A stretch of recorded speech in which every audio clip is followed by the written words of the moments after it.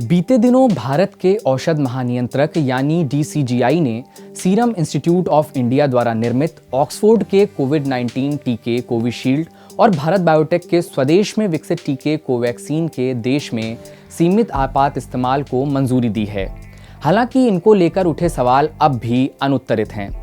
3 जनवरी को भारत के DCGI doctor V G Somani ने सीरम इंस्टीट्यूट और भारत बायोटेक की कोविड-19 वैक्सीन के भारत में आपात स्थिति में सीमित उपयोग के लिए स्वीकृति देने की घोषणा करते हुए करीब 8 मिनट का एक छोटा बयान दिया था।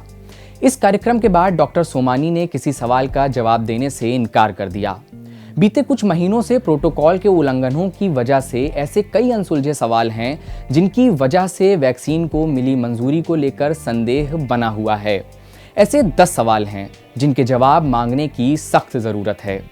पहला सवाल, डॉक्टर सोमानी ने कार्यक्रम स्थल से बाहर निकलते हुए कहा कि उन्हें विश्वास है कि वैक्सीन 110% सुरक्षित है। एक बात पे पूरा आप श्योर रहिए कि किसी में भी सेफ्टी का कंसर्न होगा, थोड़ा भी कंसर्न होगा तो हम उसको कभी अप्रूव नहीं करेंगे। कुल मिलाकर ये सेफ है। Of course 110%। यह कैसे संभव है जब भारत बायोटेक और सीरम इंस्टीट्यूट के तीसरे चरण का ट्रायल होना अभी बाकी है, और इस आंकड़े का स्रोत क्या है?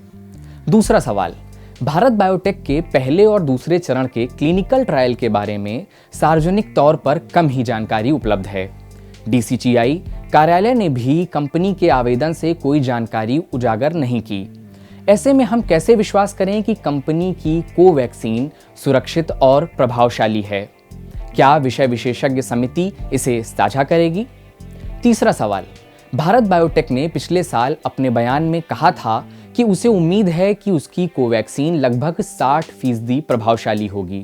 यह अनुमान कैसे लगाया गया? चौथा सवाल, नवंबर में सीरम इंस्टीट्यूट की वैक्सीन के ट्रायल के दौरान एक वॉलंटियर ने कंपनी की वैक्सीन कोविशील्ड के लिए कंपनी पर 5 करोड़ रुपए के जुर्माने के लिए याचिका दायर कर कहा था कि अक्टूबर की शुरुआत में वैक्सीन लगवाने की वजह से वो न्यूरोलॉजिकल दिक्कतों का सामना कर रहा है। सीरम इंस्टीट्यूट ने उल्टा उस शख्स पर मानहानि का मामला दायर करने की धमकी दी। डीसीजीआई संतुष्ट कैसे था कि शख्स की ये दिक्कत वैक्सीन से जुड़ी हुई नहीं है? पांचवा सवाल, जिन लोगों पर टीके लगाए जाएंगे उन्हें क्लिनिकल ट्रायल का हिस्सा माना जाएगा? अगर हाँ, तो क्या कंसेंट फॉर्म में इसका विस्तृत विवरण होगा? क्या कोई नियंत्रण समूह होगा? इस ट्रायल के डेटा का उपयोग कहाँ किया जाएगा? वे अधिकार जो सामान्य तौर पर किसी क्लिनिकल ट्रायल के प्रतिभागी को मिलते हैं, क्या वही अधिकार कोवैक्सीन या कोविशील्ड लेने के लिए राजी हुए लोगों को मिलेंगे? छठा सवाल, अगर यह क्लिनिकल ट्रायल मोड नहीं है तो इसका वास्तव में मतलब क्या है? और फिर टीकाकरण के बाद प्रतिकूल प्रभाव से कैसे निपटा जाएगा? क्या सरकार ने यह स्पष्ट किया है किस हद तक कोरोना वैक्सीन बनाने वाली कंपनियां जिम्मेदार होंगी? अगर ट्रायल में शामिल होने वाले लोगों को मिलने वाली सुरक्षा यहां काम नहीं कर रही है तो उसकी जगह क्या और दिया गया है? सातवां सवाल, 2 जनवरी को प्रेस सूचना ब्यूरो की वेबसाइट पर अपलोड एक प्रेस नोट में कहा गया कि विषय विशेषज्ञ समिति ने पुणे के सीरम इंस्टीट्यूट को आपात स्थिति में वैक्सीन के सीमित उपयोग की मंजूरी दी थी। डॉक्टर सोमानी के सीरम इंस्टीट्यूट के आवेदन के संबंध में 3 जनवरी के बयान के मुताबिक विस्तृत विचार विमर्श के बाद विषय विशेषज्ञ समिति ने आपात स्थिति में सीमित उपयोग के लिए वैक्सीन को मंजूरी दिए जाने की सिफारिश की थी, वह भी निश्चित शर्तों के साथ। ये शर्तें और स्थितियां क्या हैं? 8वां सवाल, ठीक इसी तरह 2 जनवरी के प्रेस नोट में भारत बायोटेक की वैक्सीन को जनहित में पर्याप्त सावधानी के साथ आपात स्थिति में सीमित उपयोग के लिए क्लिनिकल ट्रायल मोड में मंजूरी दी गई, विशेष रूप से म्यूटेंट स्ट्रेन से हुए संक्रमण के संदर्भ में। एक बार फिर मोटे अक्षरों में लिखे वाक्यों का क्या तात्पर्य है और इसका भारत बायोटेक के आवेदन के संदर्भ में उल्लेख क्यों किया गया? सीरम इंस्टीट्यूट के संदर्भों में क्यों नहीं? क्या इसका मतलब यह है कि जैसा एम्स दिल्ली के निदेशक डॉक्टर रणदीप गुलेरिया ने भी संकेत दिया था, कोवैक्सीन बैकअप योजना का हिस्सा है? 8वां सवाल, अगर संक्रमण का अधिक संक्रामक स्वरूप विकसित नहीं हुआ होता तो क्या कोवैक्सीन को आगे बढ़ाया जाता, या और फिर डीसीजीआई भारत बायोटेक को आगे बढ़ाने के लिए कोरोना के नए स्ट्रेन के मामले को बहाने के तौर पर इस्तेमाल कर रहा है? यह एक संभावना है जो साल 2020 में आईसीएमआर के प्रमुख डॉक्टर बलराम भार्गव के कंपनी के 2 हफ्ते में क्लिनिकल ट्रायल पूरे करने की बात में नजर आती है।